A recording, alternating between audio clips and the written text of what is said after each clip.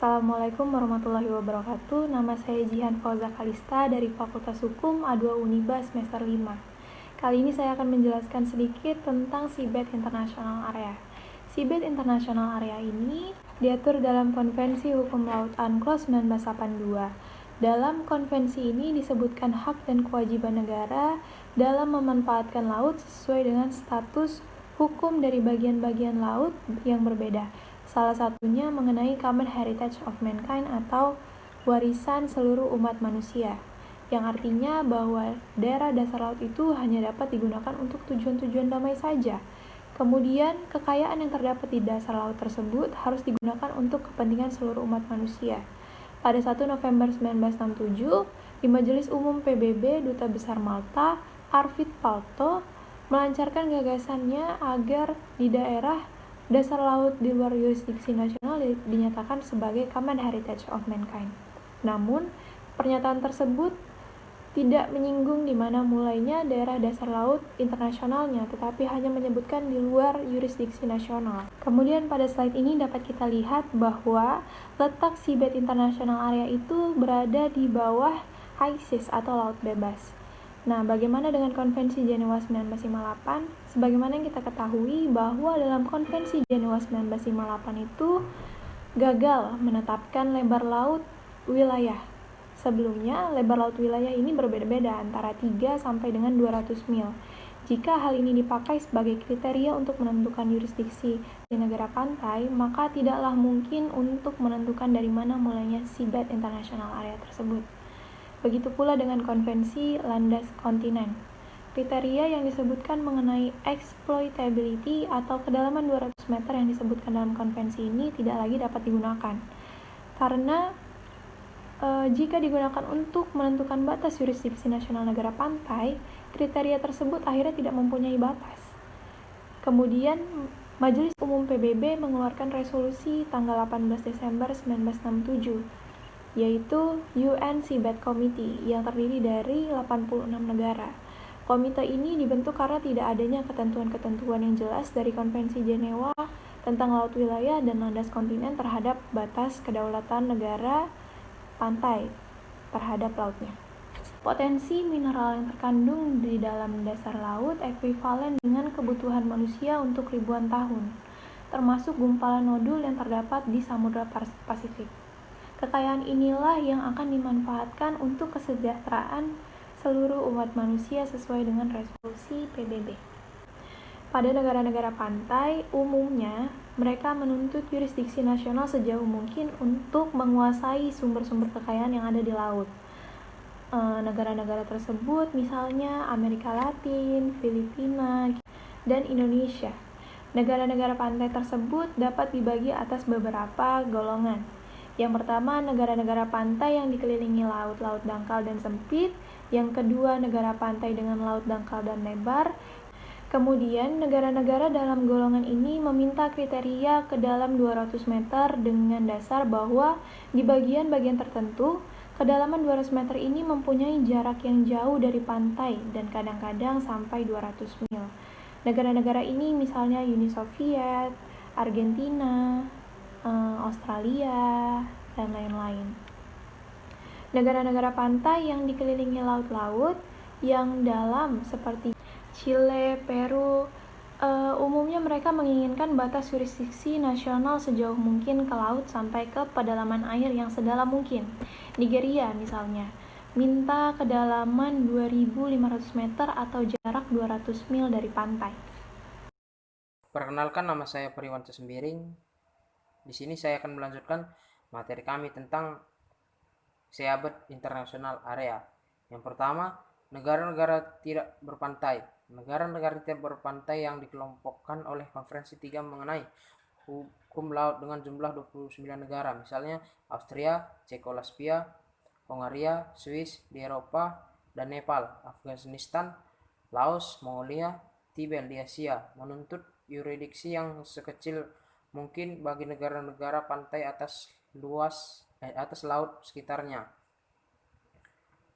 Ada pula negara-negara kaya yang paling tidak menguasai dua konsumen atau importir paling besar dan negara-negara penanam modal yang paling penting, yaitu Pertama, 4 negara di antara negara-negara konsumen dan pengimpor mineral yang berasal dari penambang dasar laut. Yang kedua, 4 dari 8 negara dengan invasi paling besar dengan kegiatan-kegiatan penambang di dasar laut. Yang ketiga, 4 negara di antara negara-negara pengekspor mineral yang berasal dari kawasan dasar laut.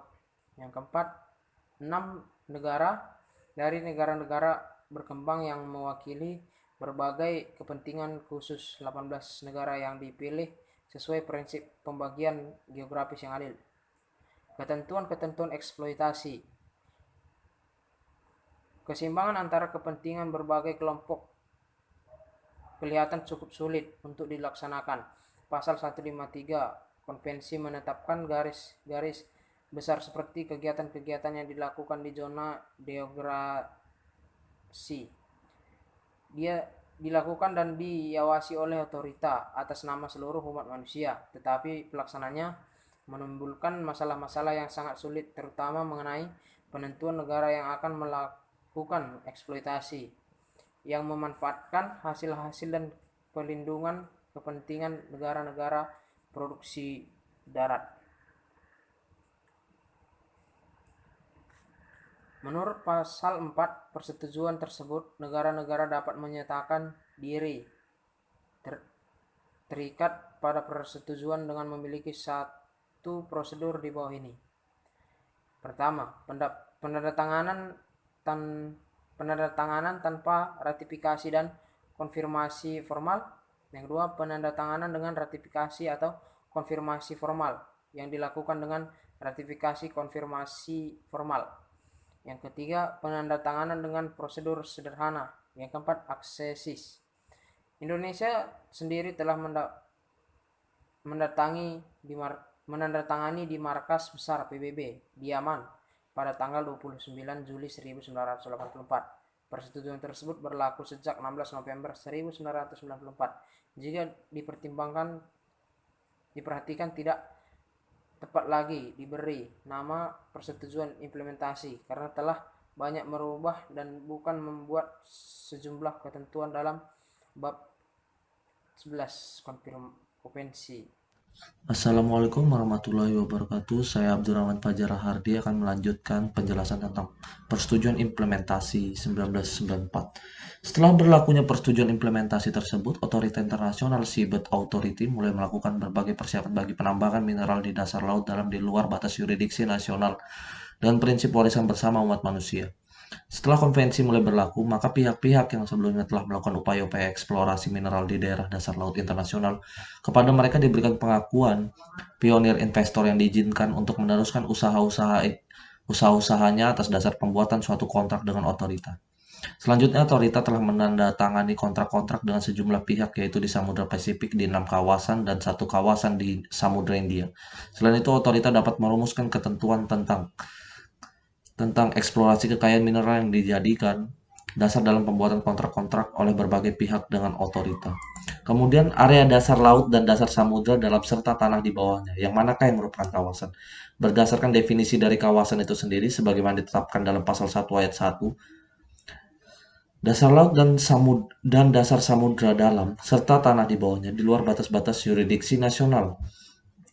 Maka berdasarkan definisi di atas, maka dapat diidentifikasikan bahwa kawasan tersebut meliputi beberapa hal berikut: dasar laut dan dasar samudra serta tanah di bawahnya, kemudian berada di luar yurisdiksi nasional, kemudian status hukum kawasan dan sumber daya alamnya. Seperti sudah dapat disimpulkan dari uraian di atas, bahwa status hukum dari kawasan adalah di luar yurisdiksi nasional dari setiap negara, baik negara pantai, coastal states, maupun negara tak berpantai, landlocked states. Namun hal ini tidaklah berarti kawasan sebagai res nullius, tidak ada yang memiliki, melainkan kawasan dan sumber daya yang dikandungnya harus dimanfaatkan demi kesejahteraan umat manusia sebagai keseluruhan.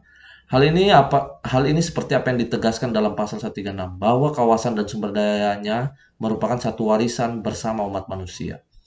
Dalam pasal 137 ayat 1, ketentuan ini harus dipandang sebagai imperatif, artinya tidak boleh dilanggar atau dikesampingkan dengan alasan maksud dan tujuan apapun. Dengan kata lain sebagai kaidah hukum yang tergolong jus cogens. Sekian dan terima kasih. Wassalamualaikum warahmatullahi wabarakatuh.